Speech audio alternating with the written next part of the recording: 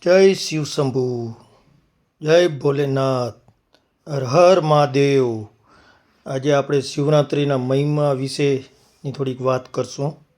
તો એ વાત પાછળના આવશે, તો જોજો એક વિડીયો અમારો. જય ભોલેનાથ, હર હર મહાદેવ.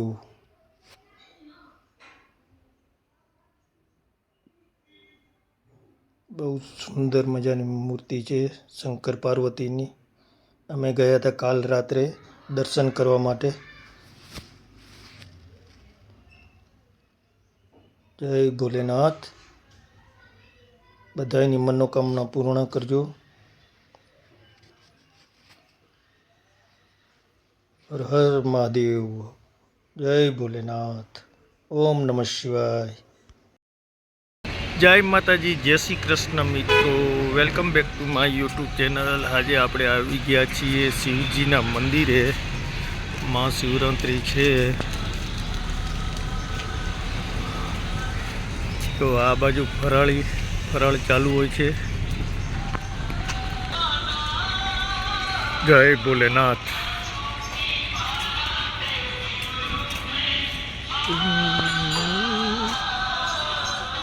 सांसों की मालों में सिमरूं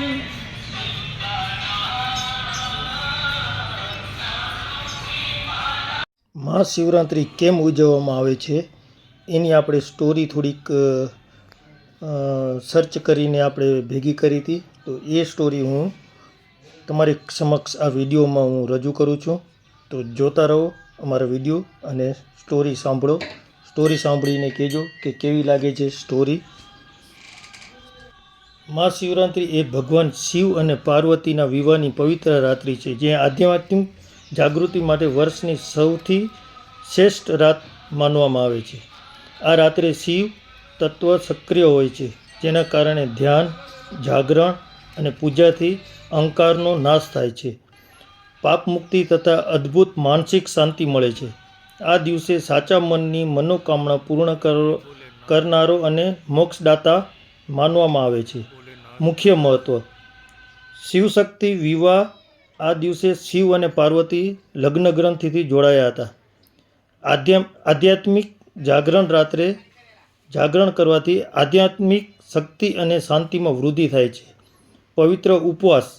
ભક્તો ઉપવાસ કરી શિવલિંગ પર જળ અભિષેક કરે છે, જે કષ્ટોનું નિવારણ કરે છે.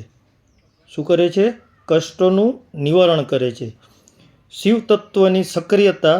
આ દિવસે પૃથ્વી પર શિવ તત્વ સક્રિય હોવાથી પૂજા કરવાથી વિશેષ ફળ મળે છે. ધ્યાન રાખજો, વિશેષ ફળ મળે છે. કાલકેતુ વિષપાન. ભગવાન શિવે સૃષ્ટિના રક્ષણ માટે વિષ પીધું હતું. વિષ એટલે ઝેર પીધું હતું. મહાશિવરાત્રિ એ માત્ર એક વ્રત નથી, પરંતુ ભોલેનાથની પૂજા દ્વારા પોતાની ભીતર રહેલી નકારાત્મકતાને દૂર કરવાનો પાવન અવસર છે. તો આટલી આપણા કને માહિતી આપણે ભેગી કરી હતી. તો જોતા રહો અમારા વિડીયો. ને માહિતી તમને કેવી લાગી એ વિડીયોની અંદર તમે કોમેન્ટમાં જણાવજો. અમારા વિડીયોને લાઈક કરો, શેર કરો અને સબસ્ક્રાઈબ કરવાનું તમે ભૂલતા નહીં. એના માટે આપણે બીજા વિડીયોમાં મળીએ. ત્યાં સુધી આગળ અમારો આ વિડીયો જ જોતા રહો. નીલકંઠ મહાદેવનું મંદિર છે, અમારી સોસાયટીની અંદર આવેલું છે. બહુ જ મસ્ત મંદિર બનાવ્યું છે. જો કેટલું સુંદર મંદિર છે, એકદમ જોરદાર. કાલ બપોરે અમે ગયા હતા નીલકંઠ મહાદેવ દર્શન કરવા માટે.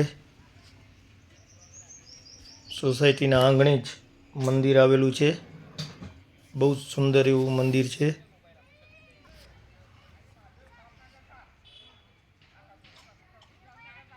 એક બહાર શિવલિંગ રાખવામાં આવ્યું હતું મંદિરની અંદર અને બહારે પણ શિવલિંગ રાખવાનું આવ્યું હતું. અહીંયા પણ આપણે જળ અભિષેક, બીલીપત્ર બધું આપણે ચડાવીએ કર્યા. એક નાનું શિવલિંગ બહાર પણ બનાવવામાં આવ્યું હતું મૂકવામાં. સરસ આયોજન હોય છે બધી જગ્યાએ શિવ મંદિરોમાં. શિવજીની પૂજા બધા ભક્તો કરતા હોય છે. આ આપણે ગયા હતા મંજીપુરા, એક મંદિર આવેલું છે શિવનું, બહુ જ જૂનું મંદિર છે. ચંદ્રમૌલેશ્વર મહાદેવ છે, જૂનામાં જૂનું મંદિર છે, બહુ જ જૂનું, વર્ષો જૂનું છે. નદીના કાંઠે આવેલું છે.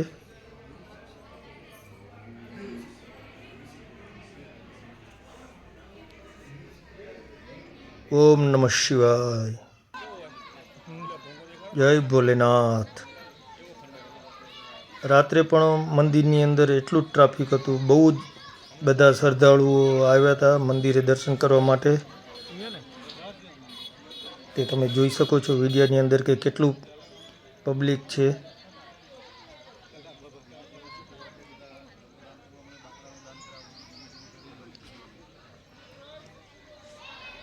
બહુ જ જૂનું મંદિર આવેલું અહીંયા, વર્ષો જૂનું મંદિર છે.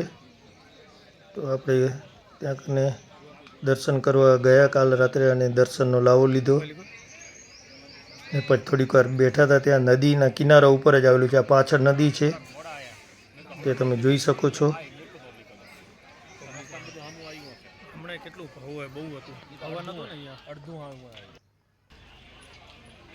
આ મંદિર છે.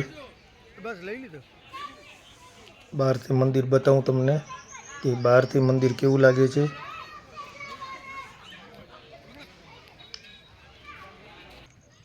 આ બધું જો જૂના, કેટલા વર્ષ જૂનું હશે જોઈ લો. આ બહારથી મંદિર છે, પેલું દેખાય છે સામે, એ ઝૂમ કરીને હું તમને બતાવું.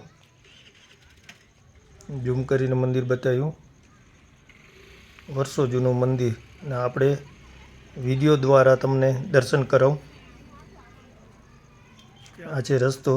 ચલો બીજા વિડીયો મળીએ, ત્યાં સુધી જય માતાજી, જય શ્રી કૃષ્ણ.